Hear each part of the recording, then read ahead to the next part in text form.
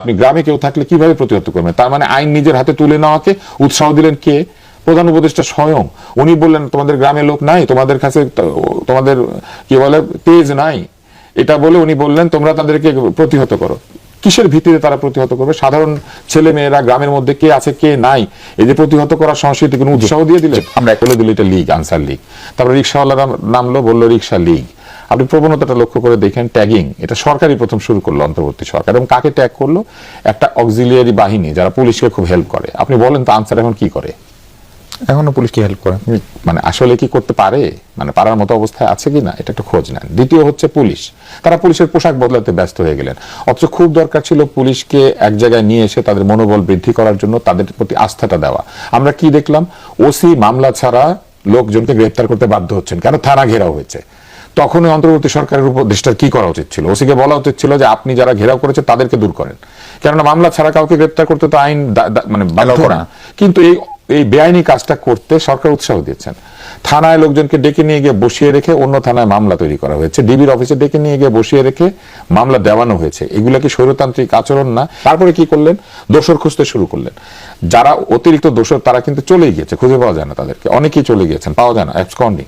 এরপরে যারা এখানে ছিলেন তাদের অনেক সৎ কর্মচারীকেও বিভিন্ন সময় প্রমোশন পেয়েছেন, কেন? এই কারণে তাদেরকে দোষী করা হয়েছে, দায়ী করা হয়েছে। আমি অন্তত 10 জনের নাম বলতে পারবো আপনাকে অনুষ্ঠানের পরে, যারা একেবারে সৎ অফিসার, চাকরি গিয়েছে কারণ ওই সময় প্রমোশন পেয়েছেন। একটা সরকারের সময় কিন্তু শত দুই পক্ষই প্রমোশন পায়, সব লোক তো আর সরকারের সাথে থাকে না। সরকারি চাকরি করে কোথায় যাবে? সরকারি নির্দেশ মেনেছে, এই ড্রেস পরেছে, ট্রেনিং করেছে, এরা কোথায় যাবে? চালাতে জানে শুধু বন্দুক পিস্তল, এই কাজটাই শিখেছে। এদেরকে তো আপনাকে ভালো করে চিন্তা করা দরকার ছিল, চিন্তা করে নাই। এবং বিভিন্ন অভিযোগের ভিত্তিতে চিলে কান নিয়ে গেছে, এরকম ভিত্তিতে বহু লোককে ওএসডি করেছে, এখানে সরিয়েছে, সেখানে সরিয়েছে, এইখানে পোস্টিং দিয়েছে, ওখানে পোস্টিং দিয়েছে। আপনার মনে আছে পটিয়া বা এরকম কোন একটা জায়গাতে এক ওসি, তাকে ঘেরাও করেছিল মামলাবিহীন রাখার জন্য, এবং সেটা প্রতিরোধ করেছে। সে সেটা প্রতিরোধ করেছিল, কেন? সেই জন্য তাকেই পরে দোষী হতে হয়েছে। এইগুলি যখন তারা করেছেন, তারা এই পুলিশি ব্যবস্থাটাকে ক্ষতিগ্রস্ত করেছেন। নিউ মার্কেটের একটা জায়গাতে একজন পুলিশকে বসিয়ে রাখা হয়েছিল, থানায় কেউ আসলে তাকে চা কফি খাওয়াবে। আমার কাছে ছবি আছে, চা কফি খাওয়াচ্ছে ভদ্রলোক। কেন? সবাইকে নাকি ভালো আচরণ করতে পারেন, চা কফি খাবে। চা কফির টাকাটা কোত্থেকে এসেছিল এটা কিন্তু কেউ জানে না। বেচারা নিজের পকেট থেকে চা কফি কিনে এনে খাইছে ভয়ে।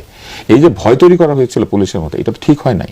এবং আজকে হত্যা মানুষের হত্যাই, যদি পুলিশের হত্যা হয়ে থাকে এবং সেই হত্যার পেছনে যদি অপরাধ প্রবণতা থেকে থাকে, কেউ কি সেখানে কোনো ধরনের উদ্দেশ্য হাসিল করার জন্য করেন না, এটা আপনি কি করে প্রমাণ করতে পারেন? কিন্তু এটা তো কোনো তদন্ত হচ্ছে না বা হয়ও নাই।